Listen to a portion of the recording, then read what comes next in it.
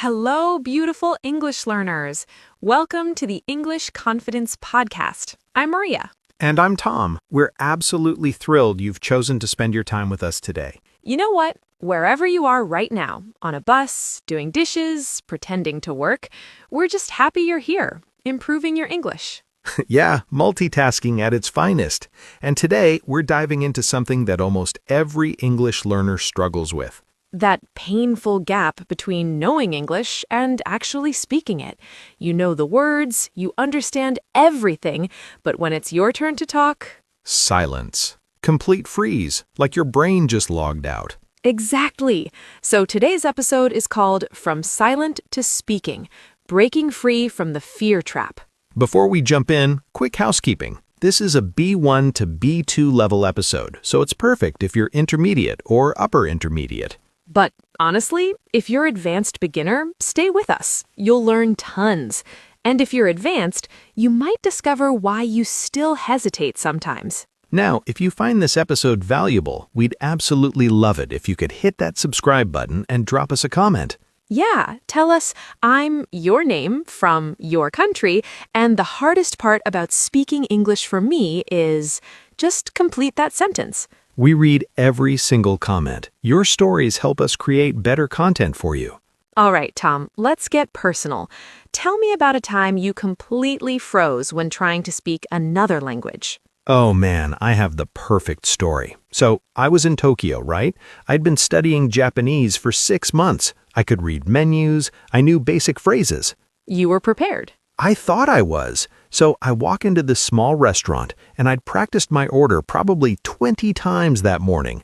Ramen wo kudasai. Just ramen, please. Simple enough? Should be, but the moment the chef looked at me, my mind went completely blank. Not just forgot the words, I forgot what language I was supposed to speak.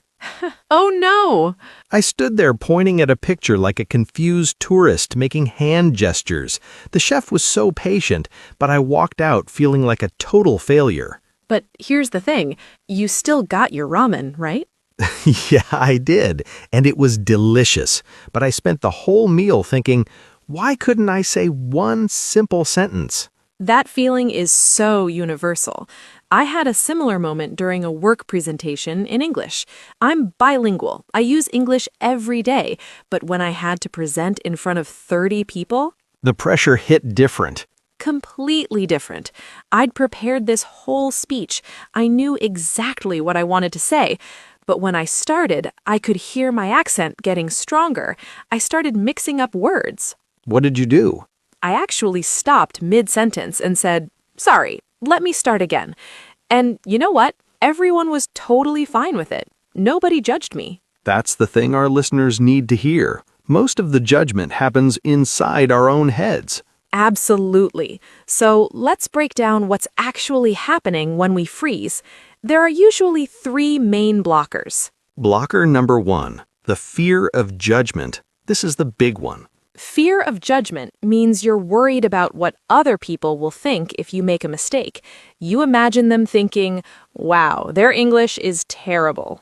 Even when nobody's actually thinking that. I'll give you an example.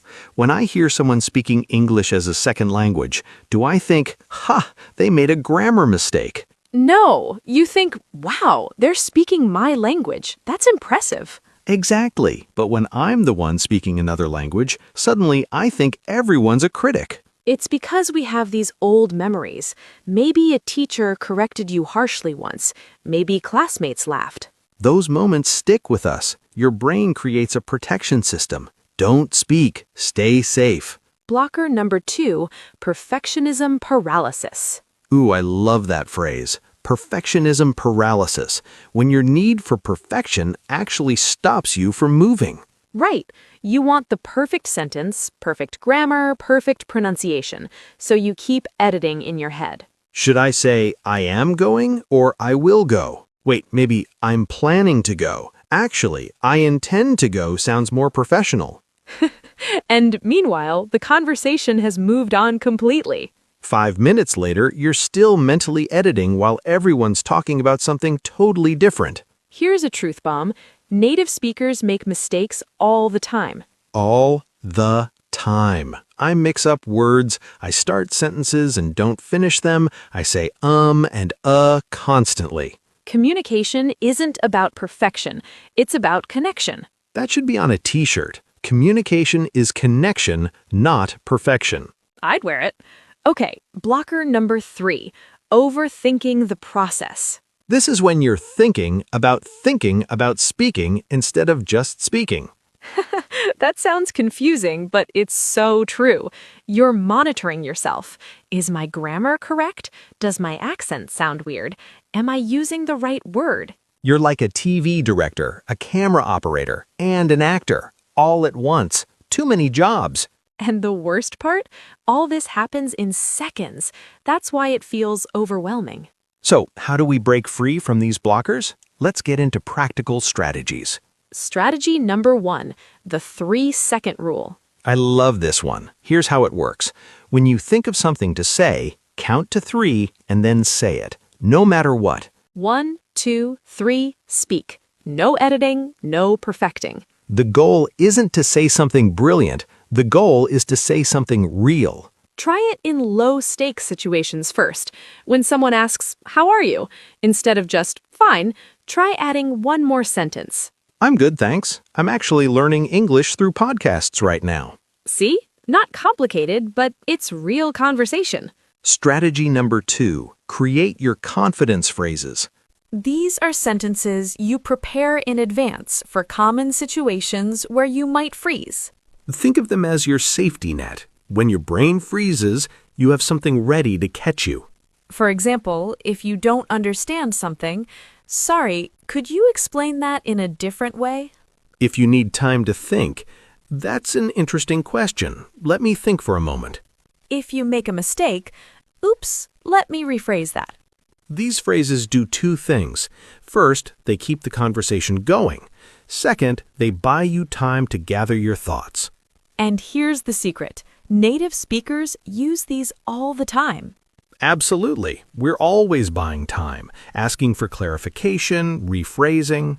Strategy number 3, self-compassion. Self-compassion means being kind to yourself, treating yourself like you'd treat a good friend. When you make a mistake, what do you say to yourself? Many learners say things like, "I'm so stupid. My English is horrible." But imagine if your friend made a small mistake and you said, "You're so stupid." You'd never do that. Never. You'd say, "Hey, don't worry. Everyone makes mistakes. You're doing great." So why not talk to yourself that way?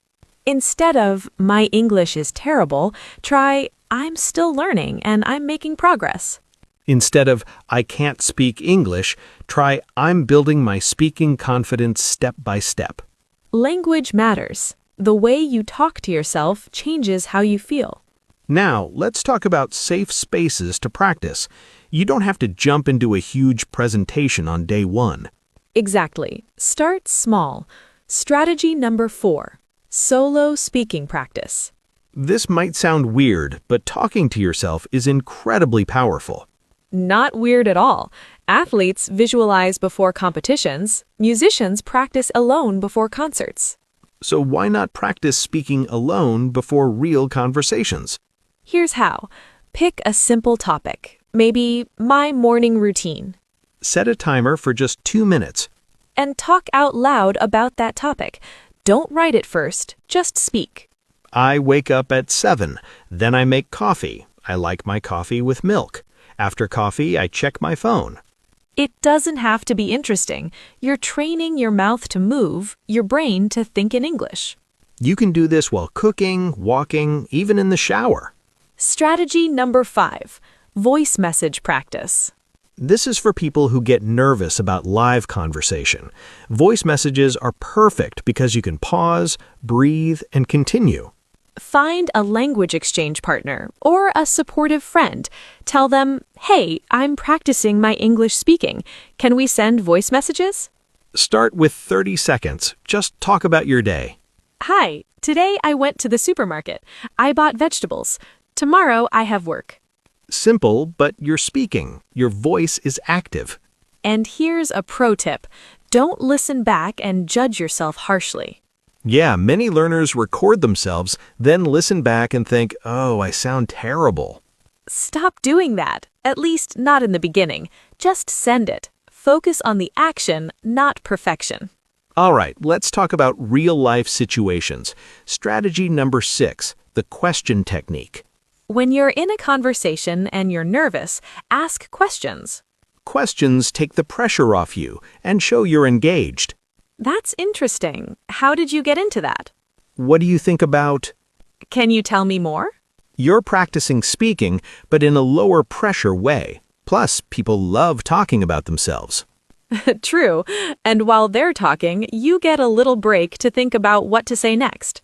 Strategy number 7, embrace strategic mistakes.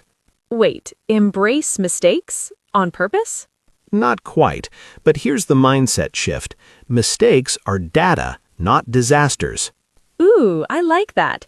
Mistakes are data, not disasters.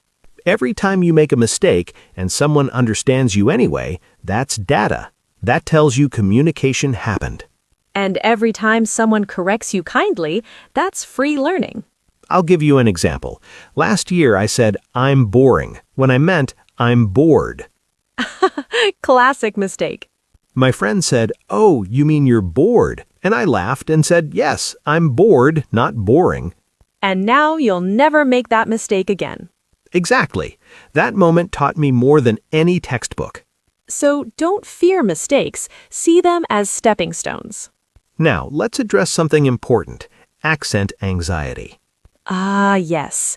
Many learners say, I don't want to speak because my accent is strong. Here's the truth. Accents are beautiful. They show your journey, your background. Think about it. If you meet someone speaking your language with an accent, do you think they're bad at the language? No, you think, wow, they learned my language. That's amazing. Same goes for English. Your accent doesn't make you less credible or less intelligent. What matters is clarity, not sounding British or American. Can people understand you? That's the only question that matters. And honestly, the global English-speaking world is full of accents. Indian English, Nigerian English, Singapore English. There's no one correct English accent. So release that pressure. Speak with your voice. All right, let's do a mini vocabulary lesson. We're going to highlight some key words from today's conversation. First word, freeze. When we say your brain freezes, we mean it stops working suddenly, like when water turns to ice. I wanted to answer the question, but my brain froze and I couldn't speak. Next, blocker. A blocker is something that stops you or gets in your way. Fear is a big blocker for many English learners. Paralysis. This usually means you can't move your body, but we use it metaphorically here. Paralysis means you're stuck, unable to act. Perfectionism caused paralysis, so I never sent the email. Overthinking. Thinking too much about something in a way that's not helpful.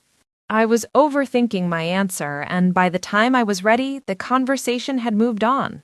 Self-compassion. Being kind and understanding toward yourself. Practice self-compassion when you make mistakes in English. Rephrase. To say something again using different words. Let me rephrase that. I meant to say I enjoy reading, not writing. Confidence phrase. A prepared sentence you can use when you're nervous or unsure. My confidence phrases help me keep conversations going even when I'm anxious. Low stakes. A situation where there's not much risk or pressure. Ordering coffee is a low-stakes way to practice speaking English. Stepping stone. A stone you step on to cross water, but metaphorically it means something that helps you progress toward a goal. Each conversation is a stepping stone toward fluency. Accent anxiety. Worry or fear about how your accent sounds when speaking. Many learners suffer from accent anxiety, but accents are actually beautiful. Beautiful vocabulary roundup, Maria. Thanks, Tom. Now, before we wrap up, let's give our listeners a challenge. A practical, doable challenge. This week, we challenge you to speak English out loud for 2 minutes every day. Just 2 minutes. You can talk to yourself, record a voice message, or even narrate what you're doing. I'm making tea. The water is boiling. Now I'm